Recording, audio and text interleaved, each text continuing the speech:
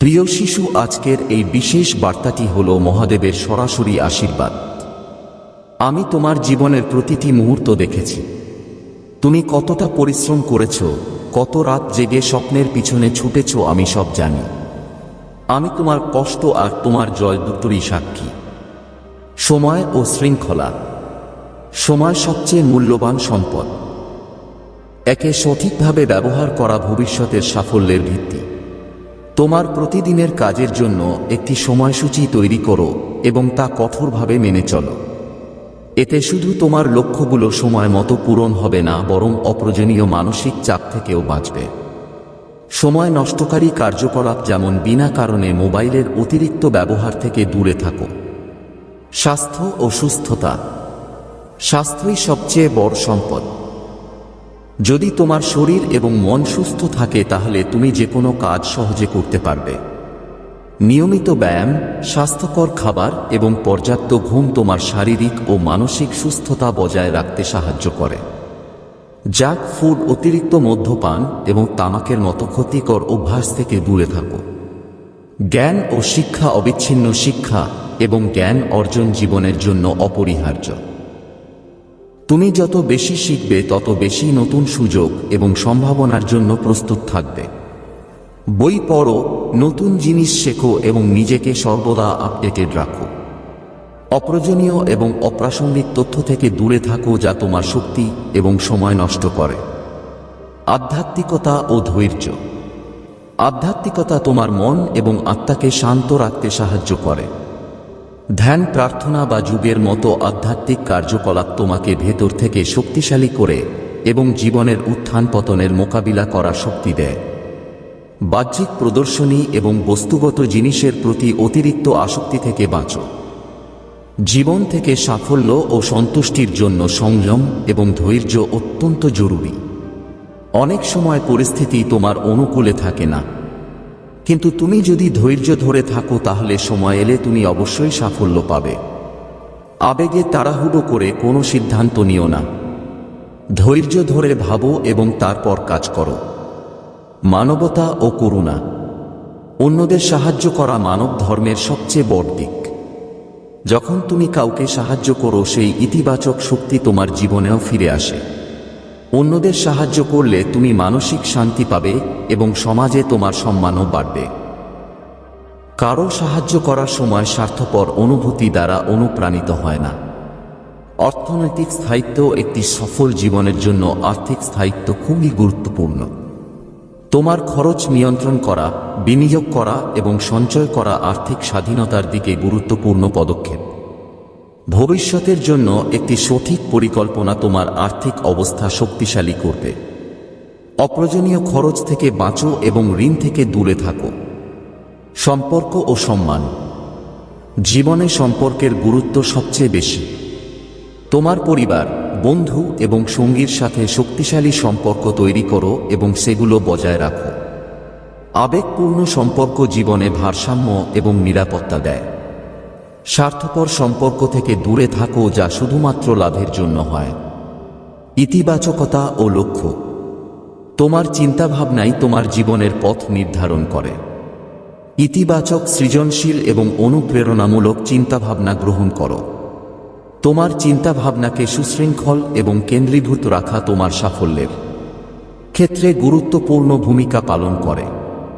বাজে এবং নেতিবাচক চিন্তাভাবনাকে মনে জায়গা দিও না। পরিবর্তন ও উন্নতি। পরিবর্তন জীবনের একটি অংশ। সময়ের সাথে সাথে পরিস্থিতি, প্রযুক্তি এবং সমাজ পরিবর্তিত হতে থাকে।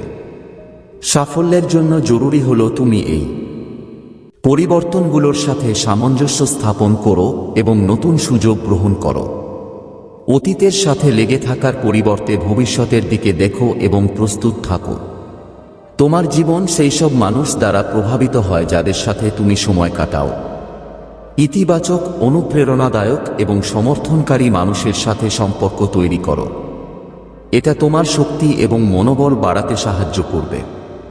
নেতিবাচক এবং হতাশাবাদী ব্যক্তিদের থেকে দূরে থাকো যারা তোমার উন্নতির পথে বাধা হতে পারে। সততা ও পরিশ্রম। জীবনে সততা এবং পরিশ্রমের চেয়ে মূল্যবান কিছু নেই। কঠোর পরিশ্রম এবং সত্তার সাথে করা কাজ সবসময় ফল দেয়। জীবনের প্রতিটি ক্ষেত্রে সততা এবং স্বচ্ছতা গ্রহণ করো। প্রতারণা বা ভুল পথে সাফল্য পাওয়ার চেষ্টা করো না। আত্মোন্নতি, ঈর্ষা, বিদ্বেষ, রাগ এবং অহংকারের মতো নেতিবাচক অনুভূতিগুলো তোমার মানসিক ও শারীরিক স্বাস্থ্যের উপর খারাপ প্রভাব ফেলে।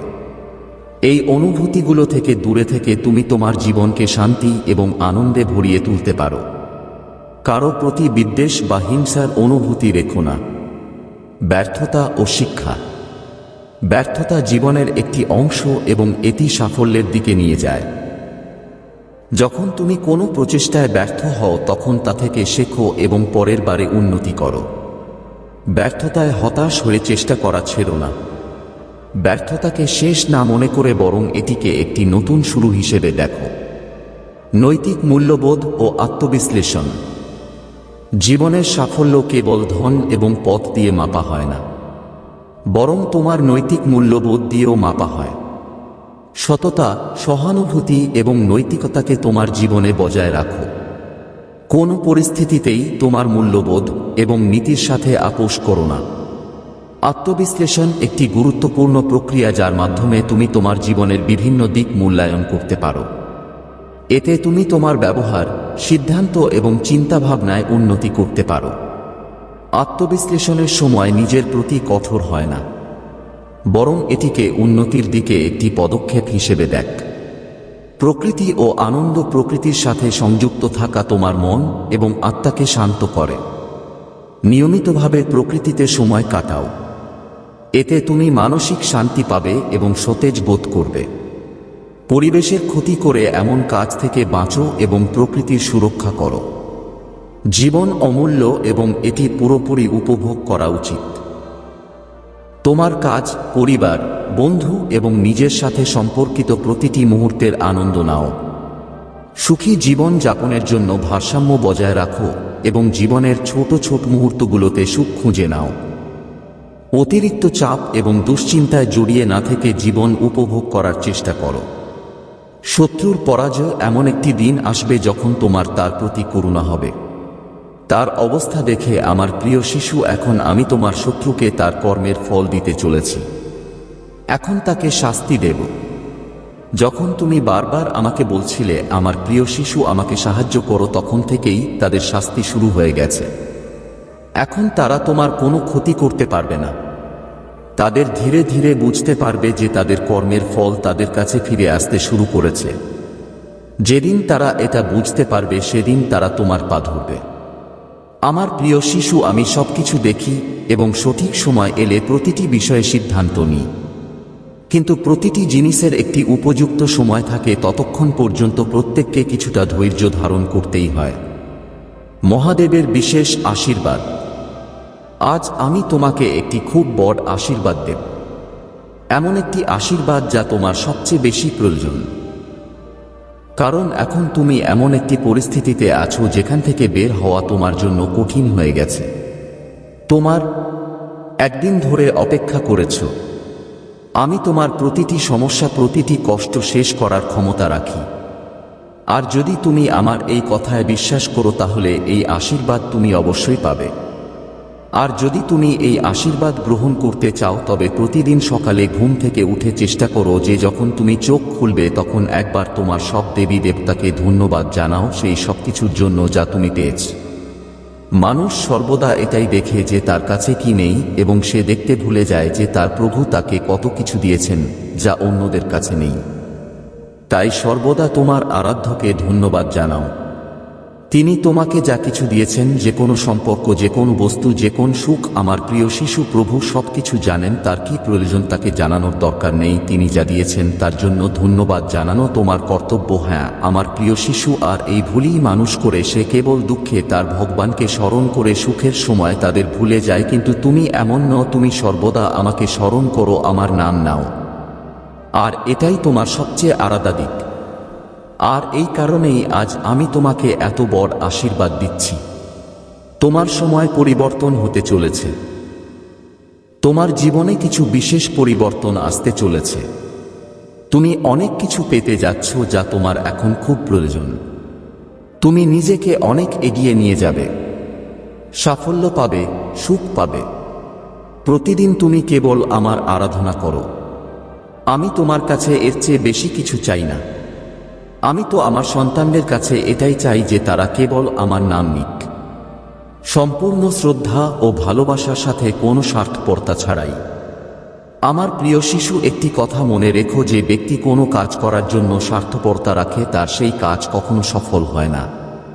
কারণ স্বার্থপর ব্যক্তি প্রতিটি জিনিসে নিজের লাভ দেখে, আর যে ব্যক্তি ভালোবাসা এমনকি প্রেমও নিজের লাভ খোঁজে সেই ব্যক্তি কখনো প্রেম লাভ করে না। আমার প্রিয় শিশু, এখন তোমার সব দুশ্চিন্তা ত্যাগ করো। আমি তোমাকে রক্ষা করতে, তোমাকে সুখ ও আনন্দ দিতে এসেছি। আমি জানি যে কিছু মানুষের কারণে তুমি খুব বিরক্ত, এই কারণেই আমি তাদের কষ্ট দিচ্ছি। আর এটা তুমি নিজেই কিছুদিনের মধ্যে দেখতে পাবে যে তারা কিভাবে তাদের ভুলের শাস্তি পাচ্ছে। এত খারাপ কাজ যা তারা তোমার সাথে করেছে, তার জন্য কি আমি তাদের এমনিই ছেড়ে দেব? না, তাদের কর্মের ফল ভোগ করতেই হবে। যদি তুমি এই চিন্তায় দিনরাত ডুবে থাকো তবে এতে তোমারই ক্ষতি। তুমি তোমার স্বাস্থ্য নষ্ট করবে এবং তোমার আশেপাশে সুখ অনুভব করতে পারবে না। তাই আমার প্রিয় শিশু, আমি শুধু এটাই চাই যে তুমি তোমার আশেপাশের নেতিবাচকতার দিকে মনোযোগ দিও না। সেখান থেকে মনোযোগ সরিয়ে কেবল তোমার জীবনের লক্ষ্যের উপর মনোযোগ দাও। আমি তোমাকে আশীর্বাদ দিচ্ছি যে তুমি এখন তোমার জীবনে যা কিছু শুরু করবে তাতে তুমি প্রচুর সাফল্য পাবে, অনেক এগিয়ে যাবে। তোমার সময় এখন আগের চেয়ে ভালো হবে। তোমার আর্থিক এবং মানসিক অবস্থার উন্নতি হবে। তুমি নিজেকে আগের চেয়ে শক্তিশালী অনুভব করবে। আমার প্রিয় শিশু, আমি আমার প্রতিটি সন্তানকে খুব ভালোবাসি এবং সর্বদা এটাই চাই যে তাদের জীবনে সর্বদা সুখ এবং শান্তি থাকুক, তাদের যেন কখনো কোনো কষ্ট না হয়। কিন্তু আমার প্রিয় শিশু, সুখের দিন দেখার জন্য কখনো কখনো দুঃখের দিন দেখতে হয়। কারণ দুঃখের পরে যখন সুখ আসে তখন তার আনন্দ অনেক বেশি হয়। আমার প্রিয় শিশু, একইভাবে এখন তোমার জীবন থেকে সব কষ্ট এবং দুঃখের অবসান হবে এবং তুমি এমন সুখ ও শান্তি পাবে যা তুমি কল্পনাও করনি। এর বিপরীতে তোমার শত্রুদের এখন খারাপ দিন শুরু হচ্ছে। সে তোমাকে অনেক কষ্ট দিয়েছে, অনেক দিয়েছে, কিন্তু এখন আর নয়। এখন তাকে তার কর্মের ফল ভোগ করতে হবে। তুমি দেখবে ধীরে ধীরে সে ভেঙে পড়বে, তার আপনজনরা তাকে ছেড়ে দেবে। যেভাবে সে অন্যদের সাথে ছলনা করেছে একইভাবে তার সাথেও অনেক বড় ছলনা হবে। আর তখনই সে বুঝতে পারবে যে সে এতদিন অন্যদের সাথে কতটা ভুল করে আসছিল। আর তোমার কাছে তো আমি আছি তোমাকে রক্ষা করার জন্য, কিন্তু তার কাছে কেউ নেই, কারণ সে কখনো আমার ভক্তি বা শ্রদ্ধা দেখেনি। সর্বদা তার নিজের স্বার্থ দেখেছে এবং স্বার্থপর ব্যক্তিরা আমার সত্যিকারের ভালোবাসা কখনো পায় না। কিন্তু তোমার মতো প্রিয় ভক্তদের আমি সর্বদা আমার আশ্রয় রাখি এবং আমার সত্যিকারের ভালোবাসা ও আশীর্বাদ দিই। আমার প্রিয় শিশু, তুমি একটি স্বপ্নের মতো সমস্ত সংকটকে পরাজিত করে বিজয়ী হতে চলেছে। সমগ্র জনতা তোমার সাথে দাঁড়াবে যেমন একজন বিজয়ী রাজার সম্মান হয়। তুমিও সেই সম্মানের যোগ্য। আমার প্রিয় শিশু, জয় তোমারই হবে। এখন তোমার শক্তির বর্ম ধারণ করে লক্ষ্যের দিকে এগিয়ে যাও। নিজেকে দুর্বল বা একা ভাবা বন্ধ করো। তুমি তো রাজা, একজন মহান যোদ্ধা, রাজার প্রতিচ্ছবি। তোমাকে হাজার কষ্ট সহ্য করেও প্রজাকে সুখ দিতে হয়। ঠিক এই মুহূর্তে যখন তুমি এই বার্তাটি পড়বে তখনই তোমার চারপাশে ঐশ্বরিক শক্তির একটি বৃত্ত তৈরি হবে। আমার প্রিয় শিশু, তুমি আনন্দ অনুভব করতে পারছো। আনন্দ তোমার পদতলে এবং সাফল্য তোমার কপালে বিরাজমান হচ্ছে, যা তুমি অবশ্যই পাবে। তোমার মধ্যে সব গুণই একজন রাজার মত। এই কথাটি তুমি হয়তো জানো না। তুমি একজন বীর যোদ্ধা। আমার প্রিয় শিশু, যে তার কঠিন থেকে কঠিন পরিস্থিতি অতিক্রম করে আজ এখানে পৌঁছেছি। তুমি সর্বদা ধৈর্য সহকারে একজন রাজার মতো তোমার জীবনে ঘটে চলা ঘটনাগুলো জানার চেষ্টা করেছি। যদি তোমার সাথে কিছু খারাপও ঘটে যায় তবুও তুমি স্মরণ রাখো যে এটি ঈশ্বরের কৃপায় হচ্ছে, এবং একইভাবে পৃথিবীতে যে কোনো ঘটনা ঘটে তা ঈশ্বরের ইচ্ছায় ঘটে। এইসব কিছু একটি বিশেষ কারণে ঘটছে এবং তুমি এই সত্যটি স্বীকার করতে কখনো অস্বীকার করো না। সৎ জীবনের গুরুত্ব, জীবনে এমন কিছু কাজ থেকে আমাদের বাঁচতে হবে যা ভগবানকে অপ্রসন্ন করে। মহাদেব সবচেয়ে বেশি অসন্তুষ্ট হন যখন কেউ মিথ্যা, প্রতারণা বা লোভরা জীবন যাপন করে। এমন মানুষ ভগবান শিবের আশীর্বাদ থেকে বঞ্চিত হন এবং তাদের জীবনে দুঃখ ও কষ্ট বাড়তে থাকে। মহাদেব তার ভক্তদের সবসময় সত্য, সরলতা এবং সংযম পালন করার কথা বলেছেন। তিনি বলেছেন যে কখনো নিজের কর্তব্য থেকে পিছু হতো না। তোমার বাবা মা, গুরু এবং সমাজের প্রতি শ্রদ্ধাশীল হও।